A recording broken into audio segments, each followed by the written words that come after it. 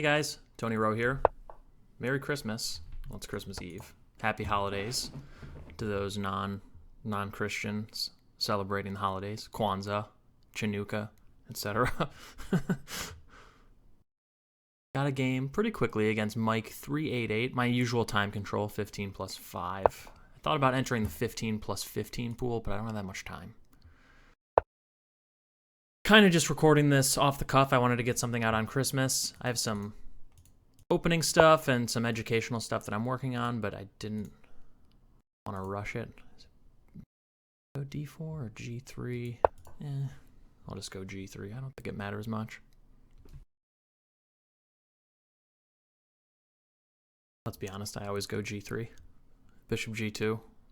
I don't think I put a bishop on E2 or D3 in like the last 8 years.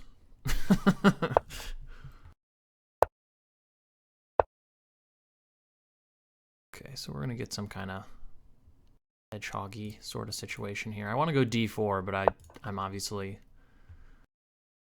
a little reluctant to hang my C4 pawn. I could play D4. Yeah, queen takes, but why do that? A6. Okay, I'm going to go D4.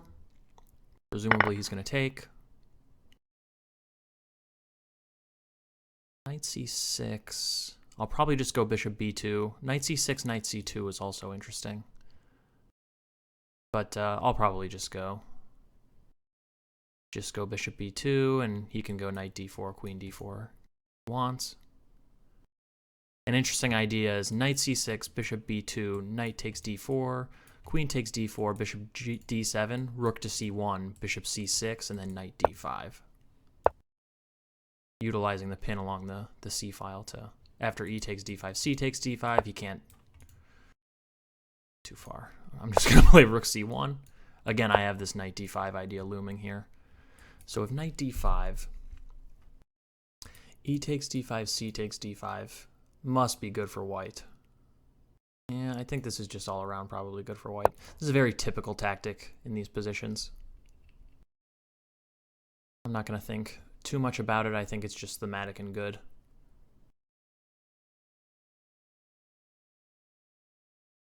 Let's see. So if he goes queen D8, what am I doing?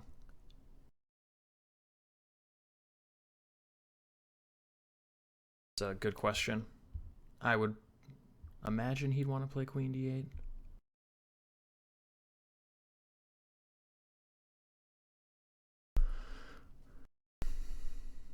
I think E takes just incurs way too much structural damage. So if queen D8, he doesn't actually have to go to D8. I suppose he could go to this square. That looks pretty bad though after knight B6. Yeah, so queen D8 is probably the best move. And so now I can take on C6, bishop takes, take on F6. I can't even double his pawns. I'm tempted to just take this bishop. Just leave everything else. Maybe I can gang up on this thing.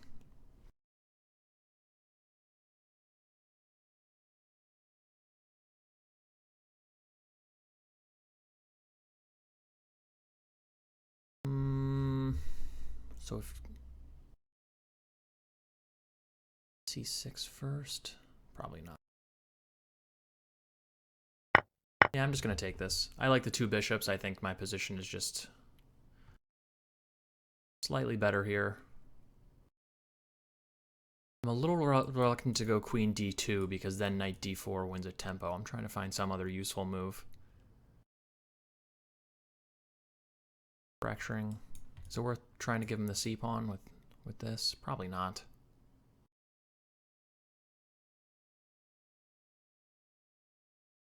C5, D takes C5, knight takes C6, I'm sure would be good for white. But I think on C5 you can go D5. I don't really have any constructive option there. Bishop A3 maybe, worth considering. His D6 pawn is weak, and I have the threat of knight takes C6, winning a pawn. I guess he can go rook FD8 anyway.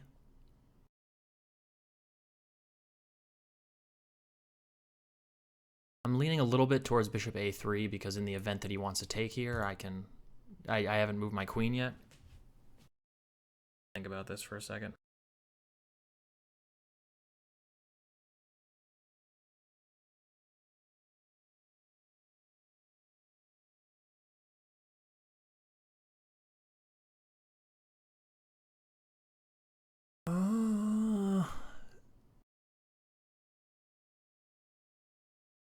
Yeah, I'll play this. I assume he's going to play rook fd8. That's probably the best move.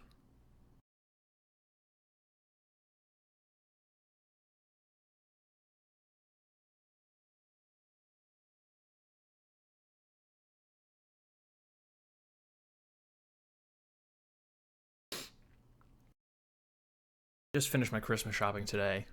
I'll come out and admit it. But it's only because I got screwed. I placed an order on Amazon for one of my gifts for my niece, and they took the order just fine, said it was going to ship before Christmas, and then they emailed me back like 2 days later saying that it was out of stock, and they like refunded my money, all that nonsense. So get out of here with that. But what can you do?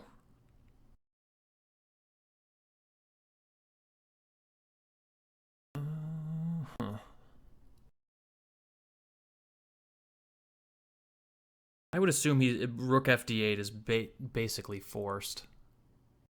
Now knight d4, queen d4 just loses a pawn, and he can count on rook fd8, knight c6, bishop takes c6 when the pawn is protected.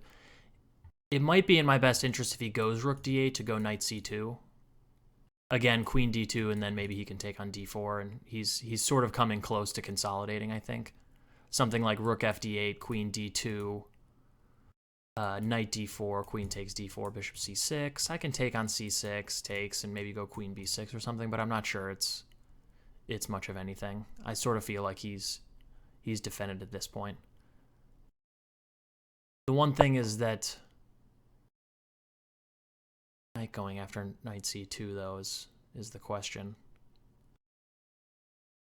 I don't find this knight to be a particularly great piece if I don't let him trade it, which is why I'm considering something like knight c2.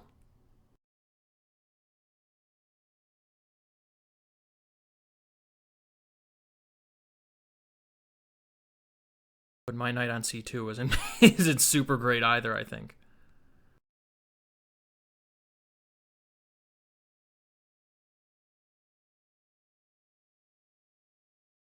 If knight c2, bishop e8, let's say. Queen d2. How does he meet rook fd1, actually?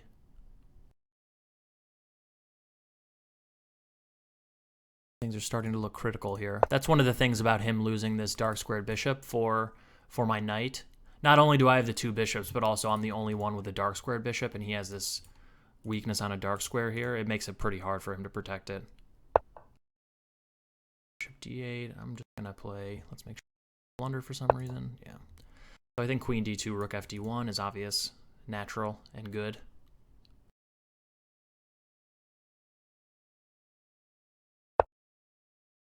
c7.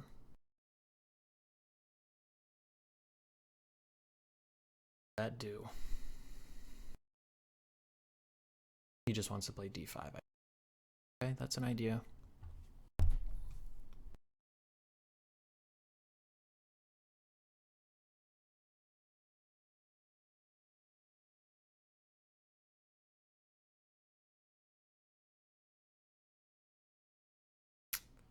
I feel like I have to be precise here, because if he does get in d5 under good circumstances, then he probably won't have a huge amount of problems. Queen is on the c file. It seems like that's kind of asking for it, but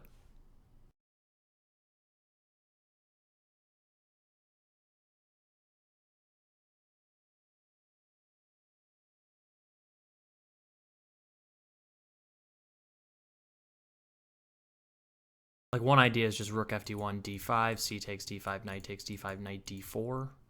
I mean, white should still be somewhat better there, but I feel like my advantages may be small. I probably shouldn't let him play d5. Go e4, I guess. Just clamp down. Looks good. Yeah, I'm going to play that. Actually, I like the look of that, because now I can go knight e3, and I think it's a little bit... I'm happy to have my knight on e3 behind this pawn, and then I can just go rook fd1 and ask him how he's going to defend his d6 pawn. Not so easy.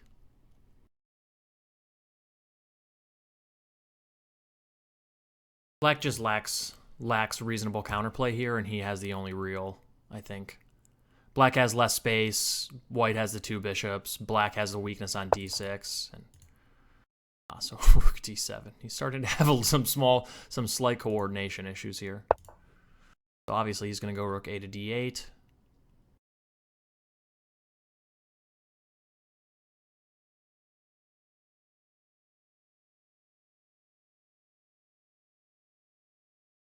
I do need to find a plan after rook a to d8, though. It's not incredibly obvious to me how I should increase my advantage here. I mean, I can just go knight e3 and improve my knight. I don't necessarily see any reason why it still needs to be on c2. So if he goes rook a to d8, I'll probably go knight e3, and then I'll have to start thinking about how to further improve my position here.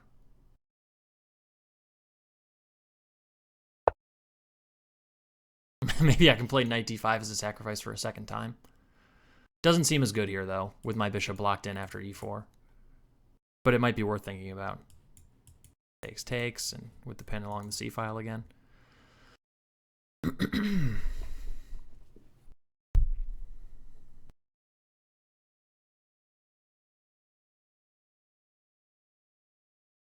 Time management-wise, I'm doing okay. I played relatively quickly and got in a good position.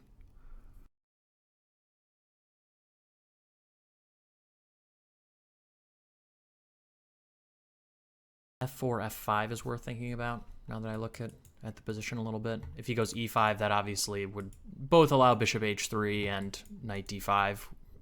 That would be almost completely fatal, I would imagine.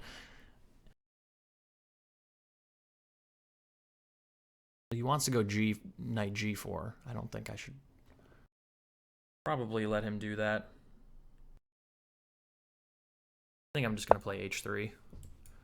He's got, I think his minor piece, just in general, in this type of position where I have sort of a positional grip and much more space, he has limited counterplay, I don't think it makes a lot of sense for me to allow him to trade minor pieces.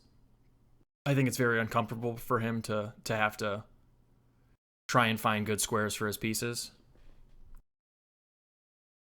He quickly goes b6.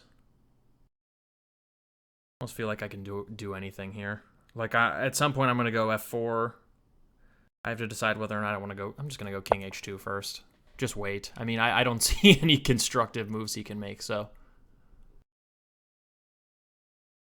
d5 is still not good. Probably just take with the e-pawn, for instance, h6. So he just doesn't have any moves, really. And I mean, I don't really see the point of h6. It might just be a significant weakness, in fact, but.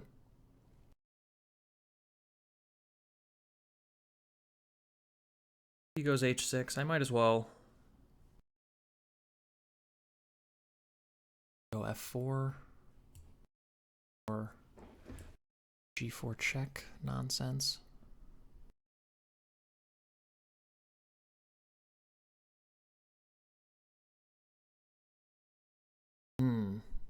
There is queen e3 though. So if f4 queen e3, I think that's good for black actually. Well, maybe I should go rook c3. I kind of like the look of rook c3 anyway. Because after f4, something like knight g6, then I can go rook c to or rook d3 and add another attacker. So if f4 now, queen e3, knight f to g4 is the trick, and h takes g4, knight takes g4 check, king g1 takes here, and he's hitting the rook and the bishop at the same time. So maybe rook c3 first.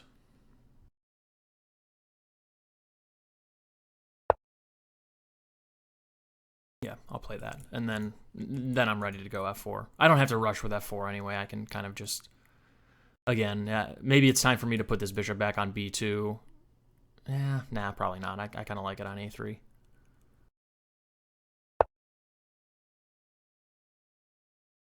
Not giving me a lot of choice, though. Can I take on d6? No, rook takes d6. Dummy. Okay, so let's just, I think, Let's just go bishop b2. Oh, shoot. Oh, you can't take that. All right.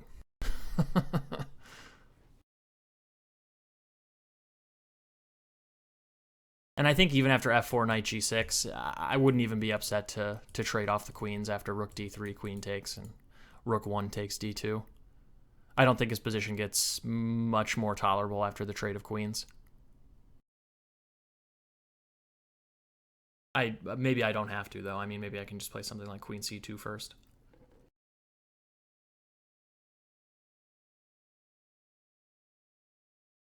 That's rude. I should have muted my microphone.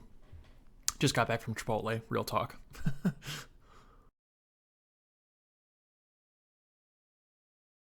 Yeah, I mean, you know, what can I say? And this is a good example of why in a lot of these structures, in I guess like the English opening, you could sort of consider this. Yeah, it's in English. With this knight on c6 and the bishop on d7, this construction is actually not very good. It looks very natural. It doesn't look like it should really be any real problems for black, but after like knight c2, this bishop is pretty clunky. Like you can see it ended up on e8, and this knight, it's not actually all that easy to find a stable home. You can see like in the game, this knight was a main part of the knight d5 tactical construction, and then later, you know, where does he put this thing? So like again, maybe he played knight e5 to stop the knight d5 for a second time, but e5 it's not stable either. I mean, it's very weak to f4, and again, it doesn't have a great home. And even if it goes to knight g6 after f4, g6 is a terrible square. So that's one of the main points of knight c2. It just this piece and this piece are just not very good in this structure. Okay, so do I want to keep slow playing this, or should I just go f4? Like, I could play something like a3, intending to go b4, and I could just continue to remove options from his pieces. I can go f4 first.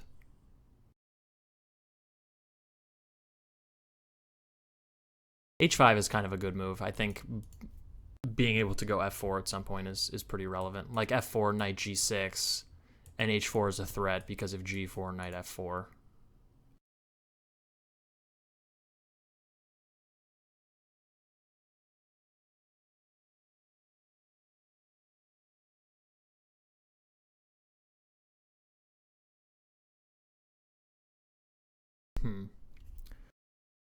I go a3. a3 might be a little slow.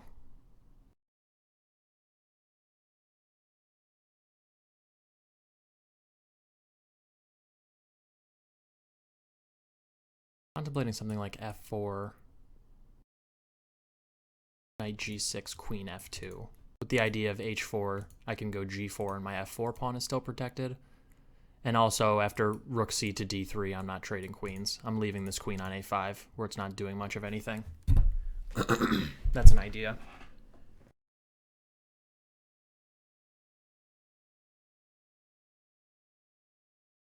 The irony is not lost on me that black went h6 and then h5 in near consecutive moves. I guess it's not ironic, it's just sort of humorous.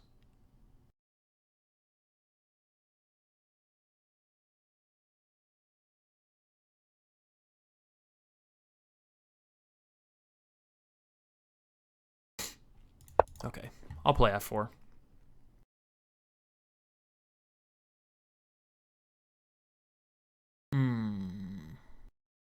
One problem with my original idea, now that I look at it, is f4, knight g6, queen f2, h4, g4, and then he has e5. So I sort of cut off my calculation to move too early. And if f5, then he has knight f4. Yeah, I don't love the look of that, actually.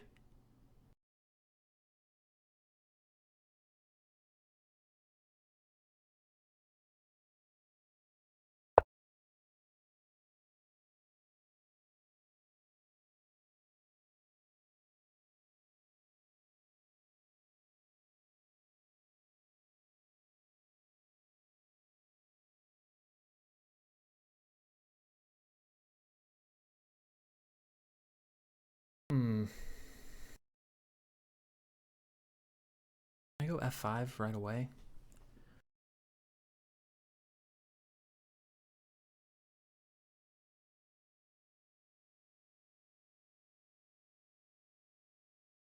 Nah, he would just go knight e5, I think. And if takes, I'd like to go h4, bishop h3, but square kind of loose. Go knight back to c2 with the idea of going either b4 or and also protecting f4 at the same time.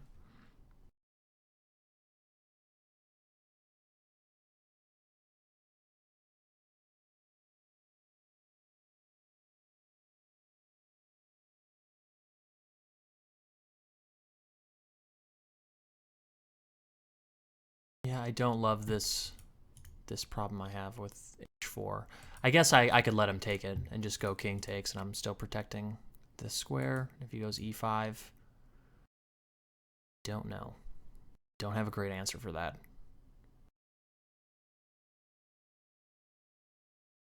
I could take it.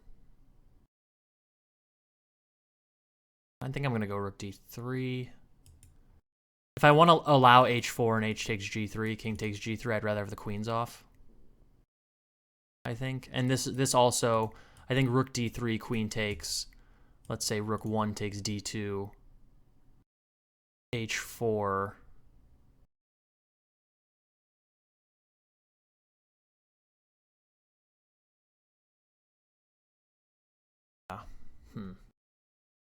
Even take on f6 if I wanted.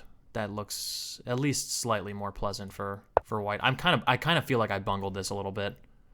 Like maybe rook c3 and maybe f4. Maybe I should have waited on f4. I don't know. Yeah. Maybe I should have played something else here.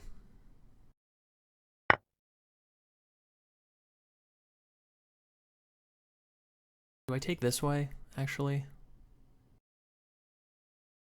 Do I play rook 1 takes d2? I'm thinking about playing rook 3 takes d2. It doesn't really matter. Okay, I'm just going to play this. I think it's safer. That way, if a knight ever ends up crashing through on f4, it's not hitting a rook. I don't think it much matters, but just a precaution, I guess. So again, I still kind of, I like white, but it's getting a little bit messier than I would have liked it to get. Yeah. It's to play h4.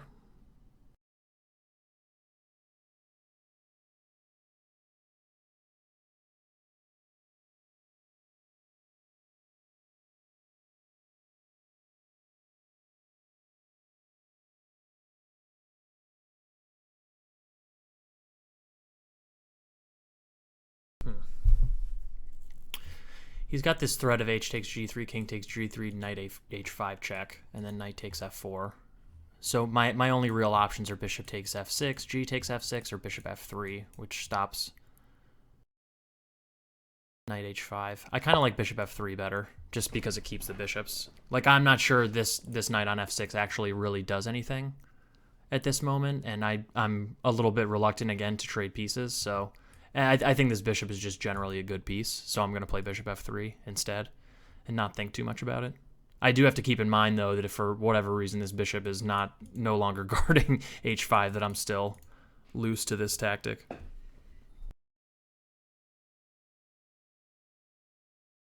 And this is one of the reasons, this position or a position similar to this is one of the reasons why I decided to just trade off the queens, because now with my rook not on c3 and with the long diagonal open, I can meet e5 by just takes, I think. And if knight takes, then bishop takes, and I guess that's not as good as I thought. For some reason, I thought I had a pin here. That just doesn't make any damn sense. Oh, boy.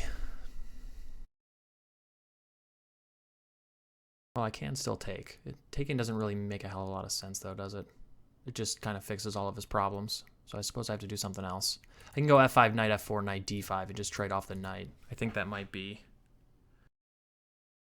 the most advisable.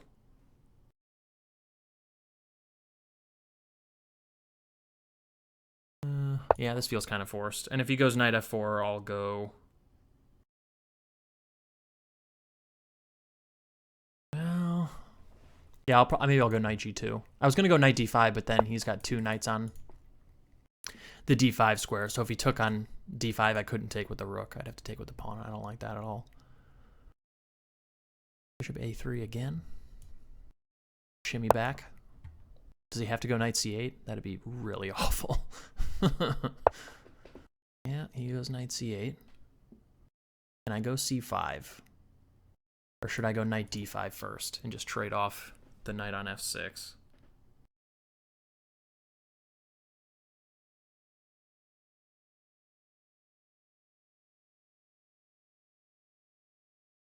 C5 again doesn't do anything. I'm like, in my head, I have a pin here. I don't.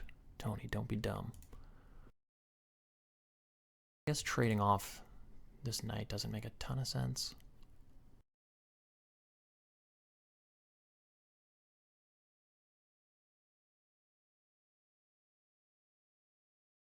Nice bishop. What the heck do I do with this thing?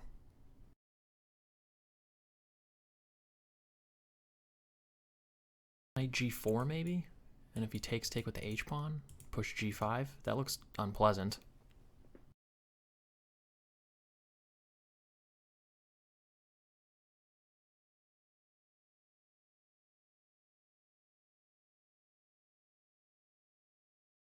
Knight g4, knight h5 check, I guess. Ooh.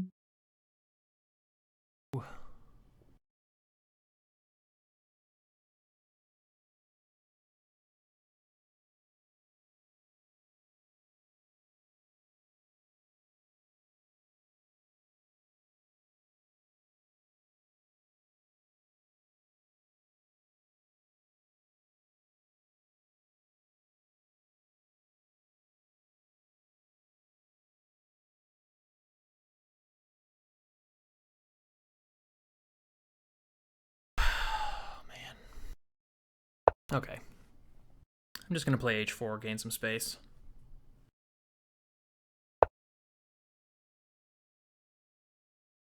My idea was to go all the way to h5.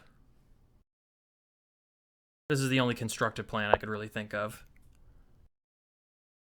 And now maybe I'll just go king h4 or something. And now knight g4, perhaps I can... Well, I don't know. Knight g4 no longer really makes much sense.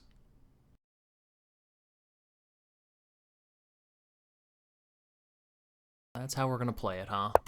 All right. Well, I've got a plan. I've got the switcheroo.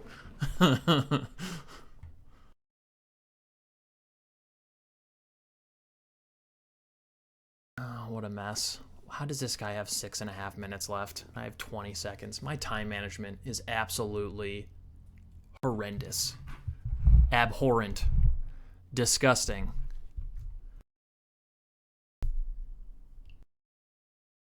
But you know what? You know what's not abhorrent and disgusting? My position. This position is great. This is exactly the type of chess I like to play. Where it's just like, where my opponent just does not get any fun. No counterplay whatsoever. No chances. Doesn't get to play chess.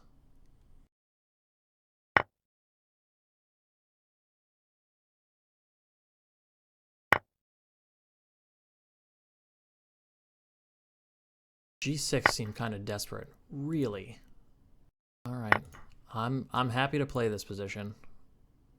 This is certainly, I mean, him sort of breaking out is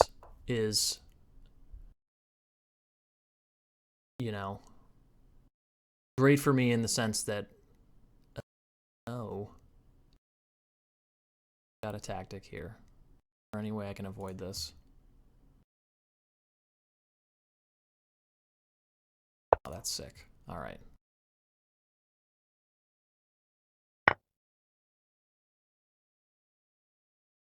Gallowag. All right, I guess I got to take that way. If I take this way, he goes rook g7 and rook g1. Ugh. All right.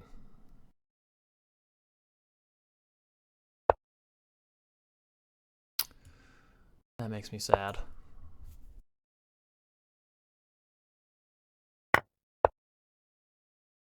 So I have 3 pieces versus 2 rooks. And I'm about to bag a pawn. I tend to think that this is still much better for me, but I also tend to think that I sort of bungled this.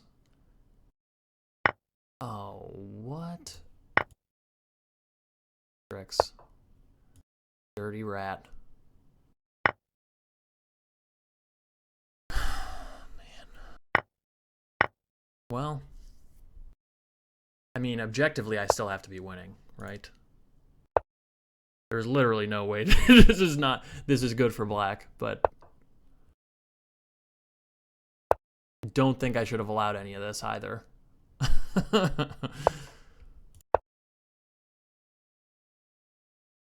So I can push my pawn to e6 if I get a chance. That would be delightful. Or I can just start walking my king to the b6 square. Nom nom on his a pawn. Man, this is going to be fun to analyze this game. I'm pretty excited. I shouldn't be because I didn't play that great, but... Oh my god, I thought I flagged somehow. Jesus. Alright. Wow. Alright, well, let's take a look at that one. That was absurd.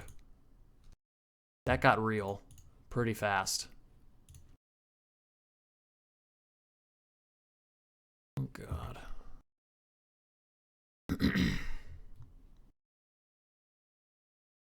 I have to go over to my parents' house relatively soon for dinner.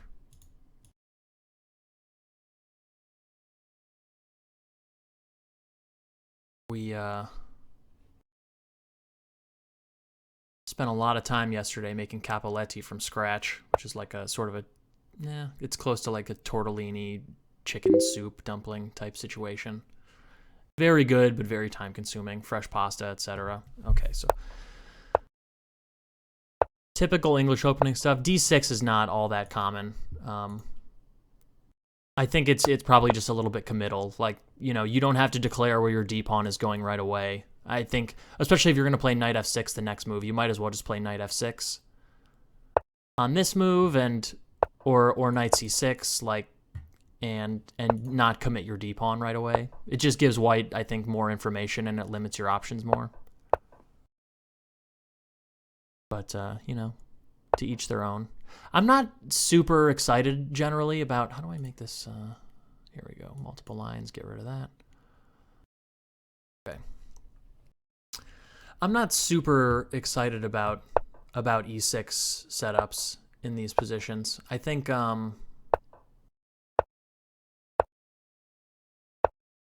like this position is already not super popular, but I think we'll transpose back to something that has a lot more games in the database after like bishop b2. Yeah, I mean, this position is, I've looked at this quite a bit in the past, and I've just never been super excited about black's chances here. You can see Stockfish thinks it's plus half a pawn already, and white scores really very well.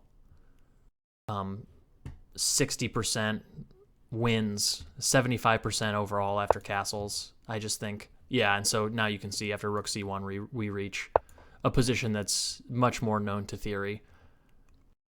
And I've looked at this a few times, and I've never found a great way for black to proceed. I think as the computer and the database show, I do think black should get rid of this knight and go bishop d7. We've seen this type of position in the analysis before, and I think it's just more comfortable for white. Again, you can see white scores pretty well. Like, black is barely winning any games. It's just more pleasant. I don't think this is all that exciting, but some people like to play these hedgehoggy sort of setups. I think in this particular case, it's not very good. It's not a very good hedgehog, but and after bishop d7, I think it's even worse, because after knight d5, queen d8, takes, bishop a3. Maybe I should go knight c2 first, though. Yeah. This might make more sense. If I'm going to play knight c2, I should not maybe give him the chance to do anything, and I should remain flexible with his bishop, but maybe it's not objectively stronger. It's not like he has a lot of options after bishop a3 either. He can't really take here, I think, because of... Well, okay, yeah, b7 is hanging in this case. That's true. But even here, just, I mean, queen d6 would be... would give black a pretty horrible day. So this is also not good. Yeah, I'll just illustrate that. Whoops. What am I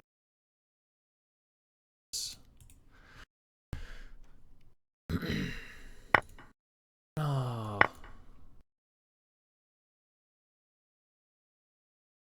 Okay. Yeah, and knight c2. And I think after this it's just really uncomfortable. It almost feels like the only thing I can think of maybe is,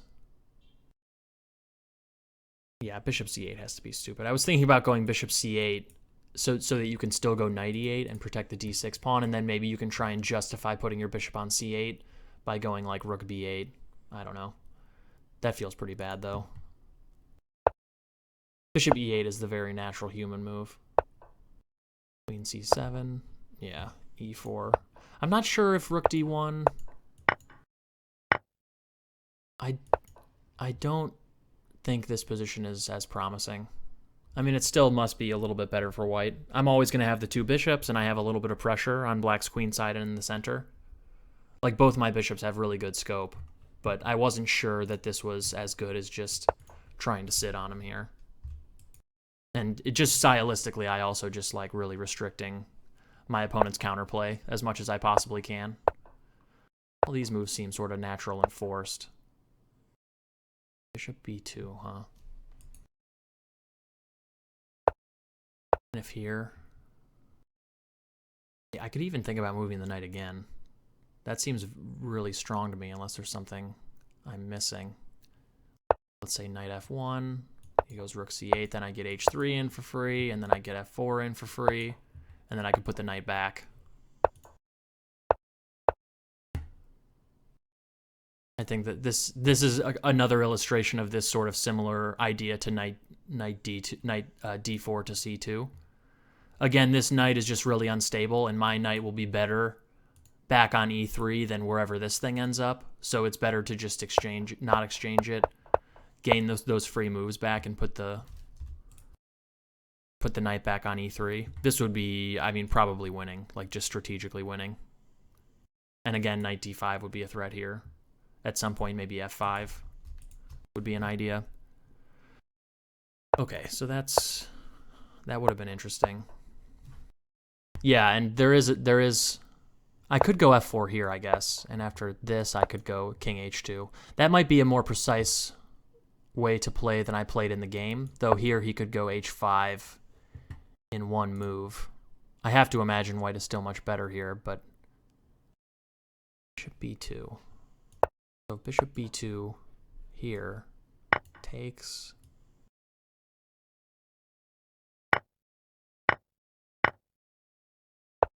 Oh.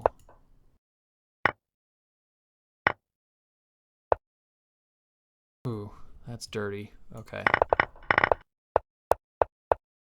So that's an idea I didn't see at all, is the fact that I can go knight g4 in some of these positions after bishop takes f6. So I wonder if that translates into my game at all. So that's interesting. After bishop b2, black actually just simply cannot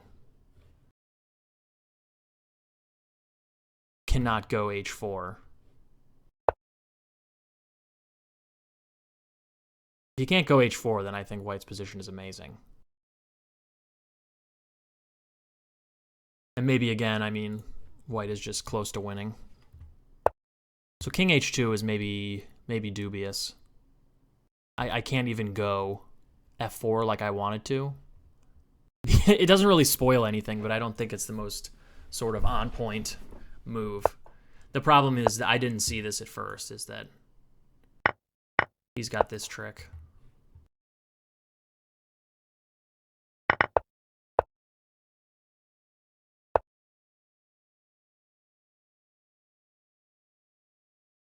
Yeah, and so then rook c3 to prevent that. 5, and then he gets in h5.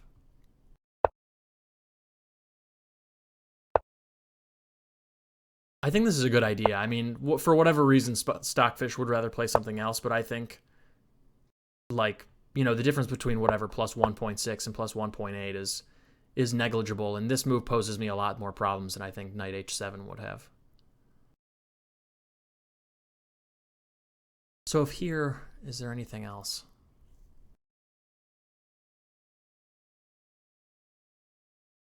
Like, can I just go here right away?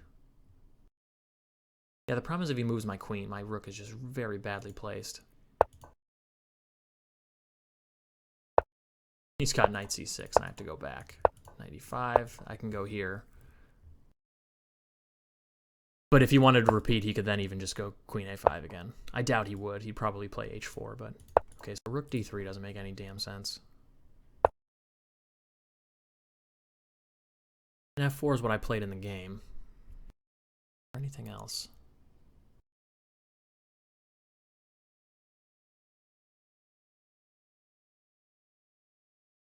Is there anything other than rook c3, honestly? Because maybe bishop b2. Just planning to go bishop d4, perhaps? And again, if he goes h5... b4, queen c7, f4, knight g6, takes. Yeah. And then, again, if h4, I think knight g4 is the idea. And the problem is the queen can come to one of these squares and start wrecking. Yeah, okay. So maybe bishop b2, actually. If I had to do it over again, makes the most sense.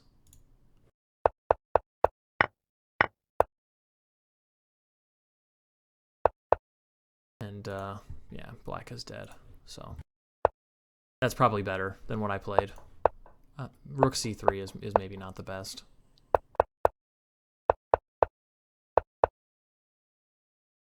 Whoa. Stockfish wanted to play this for a second?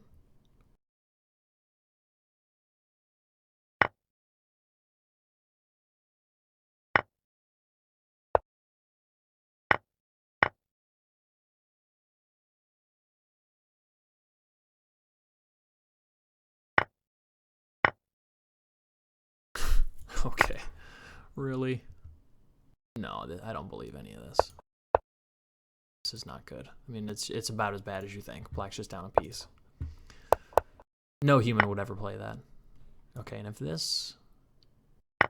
Just want to confirm maybe that this is...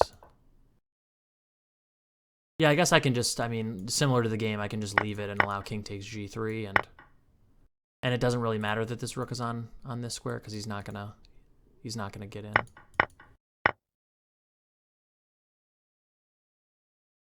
Yeah, but even then, like, I still kind of want to go f5 maybe in these positions, and then knight e5 would hit my rook, so...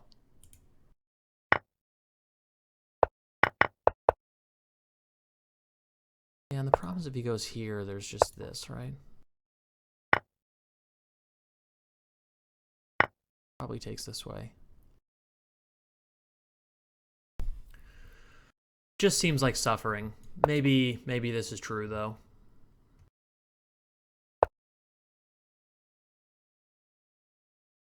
King h2. I don't understand.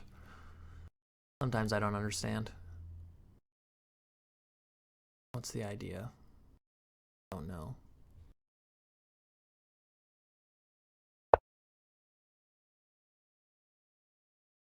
Just say black passes.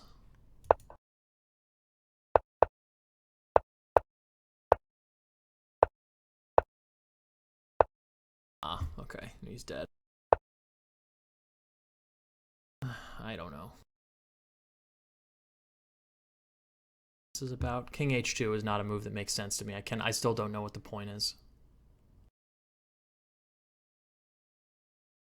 I mean, it makes it so at some point knight h5 is not check or whatever, but I don't understand the idea.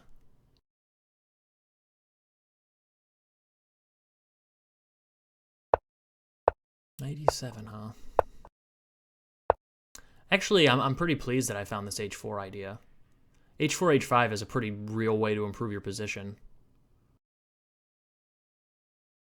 And then my king can go to the h4 square instead of having to go back to h2. I don't like this move. And bringing your king to e7 is a natural way to play, but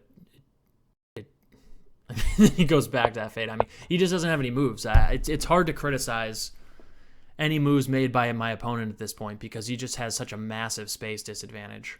And just his just minor pieces are so terrible.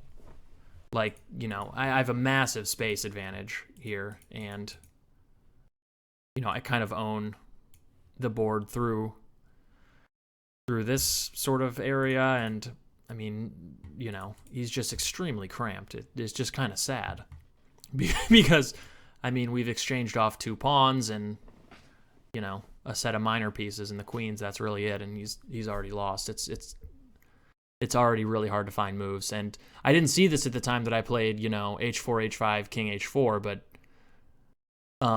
once I got to this position, it became clear that just switching over to the G file was completely fatal here already. So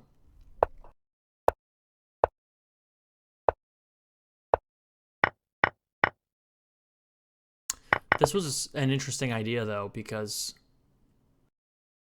it doesn't even want me to take. I didn't see the tactical point of this. So if he takes here and I take here, he has this check. I looked at takes check, and I was like, all right, just king g5, and I'm completely killing him. I did not look at takes first, and then there's here. And if I go here, then this check takes, and here. I guess this transposes to the game, doesn't it? But I missed this whole idea of this skewer with rook g7 at the end. So it doesn't really end up saving him, but it is an interesting way to, I mean, I don't know. At some point when you're losing this badly, you have to complicate the game. I was worried for a second during the game that this was good. The point being is that if I play something like bishop h5, then he has like takes here, and this is what I saw, but now Stockfish shows me this is obviously quite a bit better. So he does have rook h1, but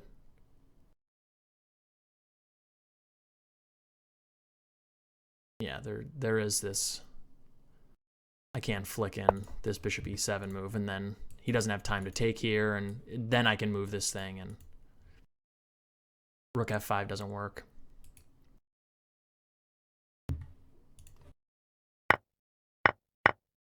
But he inverted the move order and took on d6 first, which also is just not.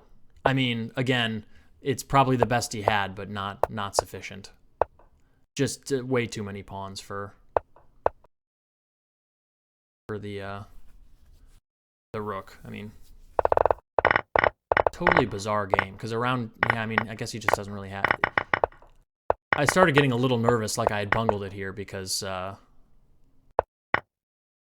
he got to this complicated position with 3 minor pieces for 2 rooks, but and he had some tactics with my king position and these like sort of overloaded defenders here, but it all worked out for me in the end, as it usually does when you have a superior position. I mean, usually tactics don't work for your opponent for some reason or another when your position is much better. So yeah, I mean, I think the main sort of issues for my opponent sort of started in choosing this variation. Yeah, a little bit. Like, this is definitely both theoretically and practically a lot more comfortable for white, but then not exchanging off this knight is a pretty serious issue, I think, and allowing this knight d5 tactic, because by here it's already incredibly difficult for black, I think. This is already very pleasant, and getting to here, and Stockfish might say plus 1.1, but I would expect white in OTB games to score better than he'd score for the average plus 1.1 position or whatever. I mean, the engine evaluation is one thing, but being an easy to play position where it's very easy to improve white's position slowly and black just has to sit there. I mean, it's just practically no one ever wants to play those types of positions. They're just, for humans, it's extremely difficult. So, and by here he was already dead lost. So just positionally completely busted. So I think, choice of opening line, and then as so often happens in chess, if you choose, I think, a line that's a little bit inferior, maybe like this one, like it's just not as good as some other options, even through here, it's just not, this position for black is not as pleasant as you can get out of the English opening if you knew your stuff. If you play these lines, you need to play very precisely afterwards, and you need to play with like a lot of knowledge. You need to play these positions correctly. You need to meet the demands of the positions, and it only takes like an inaccuracy like this in a bad line to land you in a position where you're like, on the brink of defeat already. By move 15, my opponent was already kind of fighting for his life, and a bunch of obvious moves later, I think my opponent was pretty much lost. I mean, this position objectively is probably close to losing for black, and I think I could have played even more precisely at points, like bishop b2 here or bishop b2 on move 22, and it would have been even worse. So, okay, well, I hope you guys liked it. I hope you guys have a great Christmas also. Great Kwanzaa, great Hanukkah, great, whatever one I'm missing. Have a great holiday. If you don't watch any of my videos, or if I don't get any videos out before the new year, have a wonderful new year. Much love to all of you guys and your spouses and your siblings and your family and your puppies and your kittens and your chess friends and everything. And that's really it. Of course, this is the season of giving. If you have some extra dough, donate it to Lichess. I'm an admin, but I'm not a developer. I'm not, a super integral part of the Lichess team, but I believe in the project so much that I put the donate link in all of my videos. I started just playing here because it was advertised on Reddit, maybe a year and a half ago or something, and I completely fell in love with everything about it. The guys are great. The team is great. The service it provides to the chess community is pretty unbelievable. Like, Lichess does so many things better than other sites that I can't even believe it. Speed, elegance of the interface, features, especially the online analysis tools, are really unbelievable. I mean, Study is unbelievable. Their Opening Explorer is great. Online Stockfish, the computer evaluations, the Learn from Your Mistakes feature they just released. Really, I mean, for what a small team it is and for how